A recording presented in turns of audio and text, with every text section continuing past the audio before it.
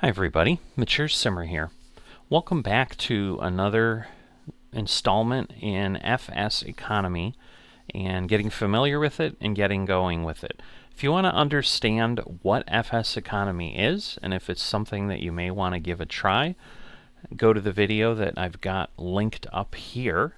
It will give you a brief introduction to what this is, and you can determine if you want to proceed with it or not. So in this video, what I am going to do as quickly as possible is to basically walk you through, now that you're in the game world and you're set up, what exactly you do and how you go about doing it at a basic level. We're not actually going to get into taking a job, doing any work with it. This is really kind of an overview to the interface at this point, just to get folks going and to keep things separated a little bit more. I like to provide shorter little pieces so that if someone needs to go back and look at things, they can do so without having to jump around through a flight or something like that that is taking more time.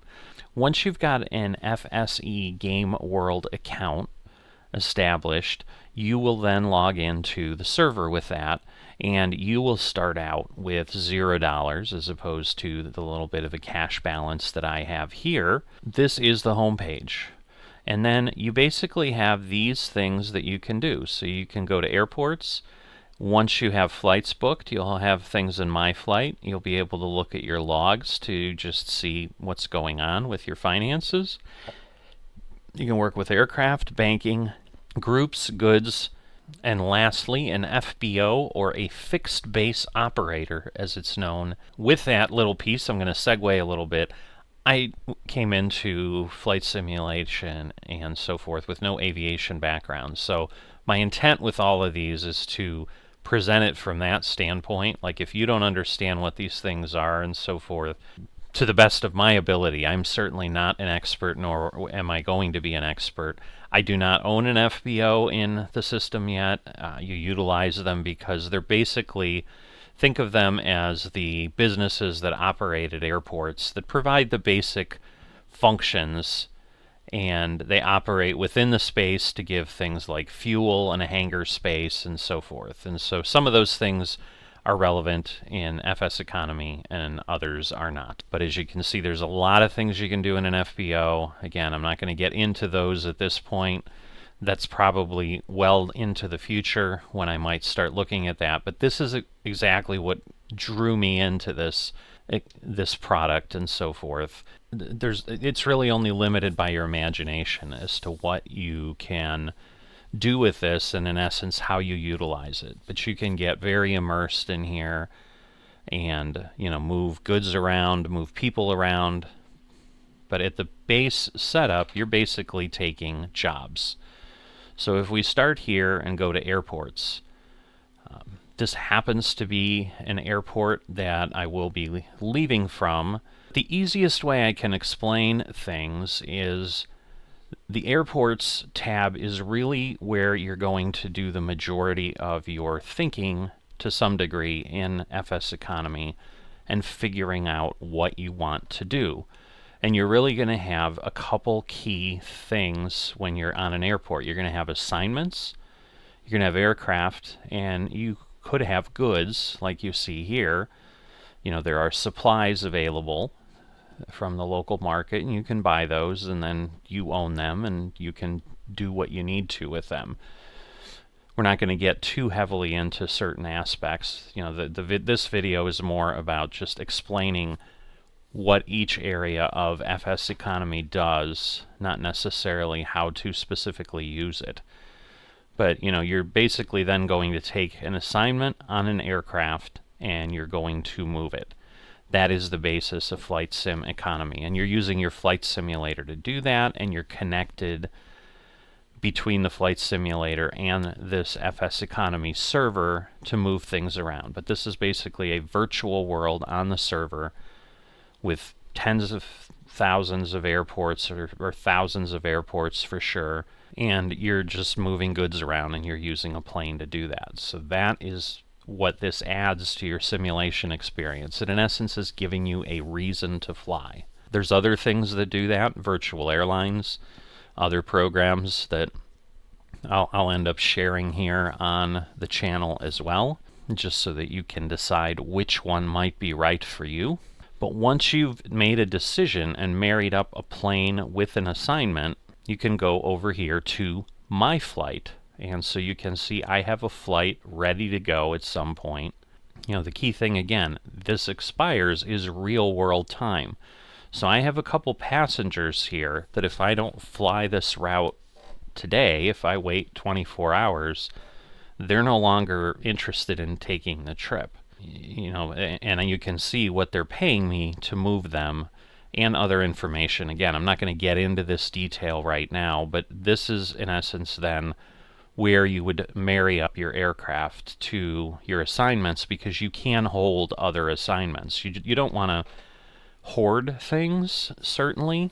So, because it is a real-time, real-world economy, and so basically if you're grabbing things up, you know, there are rules in the community that basically keep you from sucking things up, because especially if I do this and then I don't fly, whoever's generating these passengers, which is typically the local FBO, they're not making any money because I'm taking passengers. They're sitting here locked up to me, and then I'm not moving them, and they're basically losing out on money. And so they can file a complaint, and it would be investigated, and, you know, I'd be reprimanded in some way. So my intent is, I'm certainly going to fly this flight. It's 77 nautical miles in a Cessna. This is going to take probably a half hour or less to go ahead and make this delivery.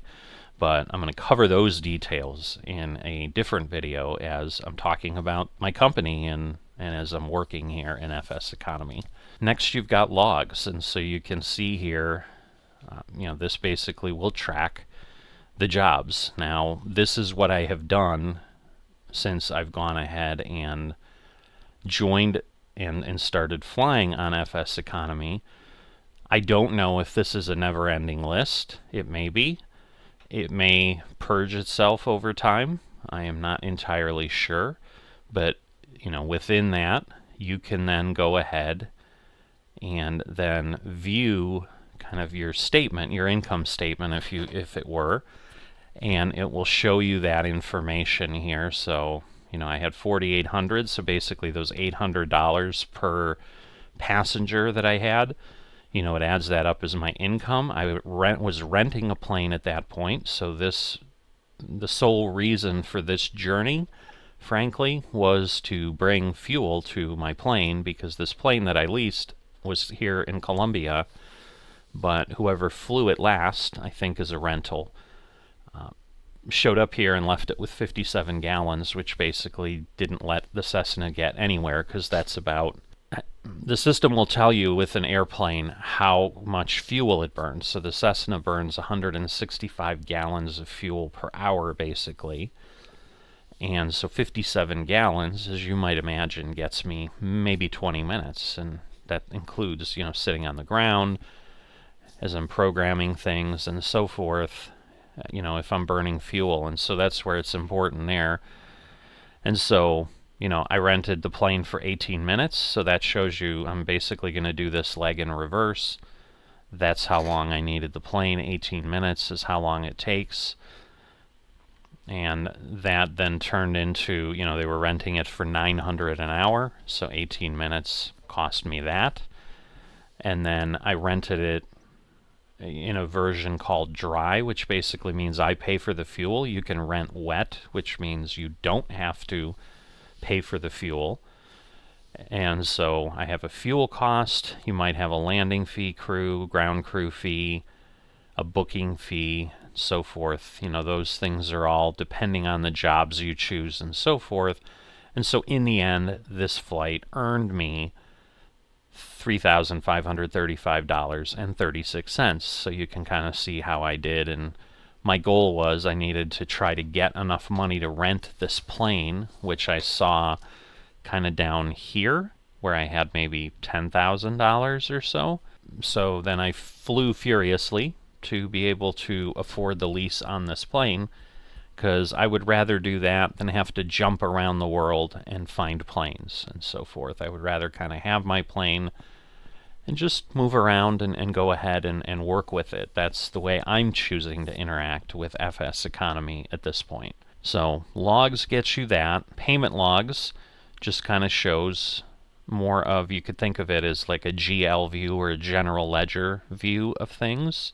And so you can see, you can just keep, scrolling through pages, and, it's explaining all those details, who you're paying and so forth. So, I was paid, for example, these are passengers. So I was paid $1,521. I think it was a couple passengers.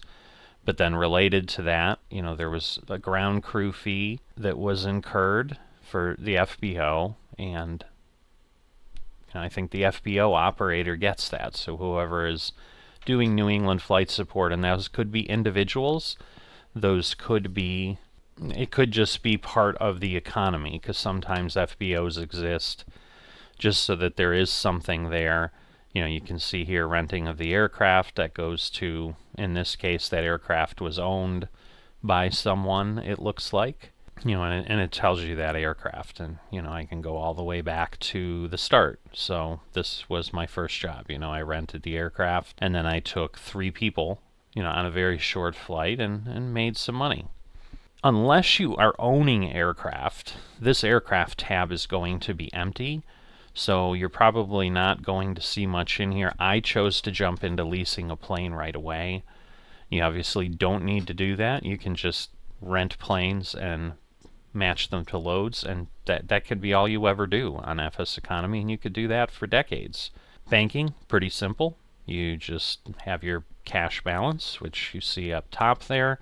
You can put things in the bank. That earns you a little bit of interest. So if you've got money sitting around, obviously that is helpful. You can do that. Taking out a loan is as simple as going to the bank and then withdrawing a certain amount. And if you withdraw more than the cash balance, that becomes a loan. You have to fly 10 flights to be able to do a loan. So I'm just past that threshold if I chose to do that. And you can take out a maximum loan of up to $40,000 in any amount you want. So let's say I withdrew $5,000 from the bank, I'd be taking a $5,000 loan. Within banking, you're also able to do cash transfers, and so this is how I paid my lease payment, for example. So you can be part of groups. Groups can then pool their money together and so forth. So there are ways to do that as well, but otherwise you're just pulling from your own account, and then you're sending it to whoever you're sending it to. So in my case, my lease is World Financial Service, and that is then the username that I'm leasing from. And so you can see it's very easy to do. You put in the amount, any comments that are necessary and so forth. Very straightforward. So, and as we talked about here, you can go to groups, all groups, that gets you this list. So if and when I choose to get involved with a group, I'll certainly share more on that, but basically if you hit join, it immediately sends out a request to join. So all you're really doing is making a decision based on what you see here. If you own any goods, so for example, at the bottom of the airport screen, we saw that I could buy supplies. I could buy those supplies, then they'll show up as owned. They'll be sitting here at the airport. I can transport them myself. I can post jobs for people to transport them for me. And, if those are transfer assignments, so if I have goods there, so for example, I do have this 1 kilogram of jet fuel, which is fuel that I couldn't load onto my plane. I'm going to take that on my flight, so that's why it is assigned to me, because I have taken that, added it to my flight, and I'm moving that 1 kilogram of Jet A fuel back to Bogota, which is what Sierra Kilo Bravo Oscar is. I will sell that 1 kilogram of fuel there to get a little bit of money back. And then we get to the FBO section, which we're not going to get into other than you can see that they are here. So that is a quick and dirty overview of the interface, and the sections and the things you can interact with in the game world. Pretty simple, but yet interestingly complicated in what you need to do. And once again, I'll get into some of that a little bit more in the future. Definitely going to have this as part of certain videos and so forth. So as always with anything on the channel, give me some comments. Is this interesting to you? Are there things you've got questions about that maybe will lead to another video to cover or something like that? Drop that in the comments. If you've enjoyed this and haven't dropped a like, please consider that. And if you're not a subscriber to the channel, please consider that as well. And I will see you next time.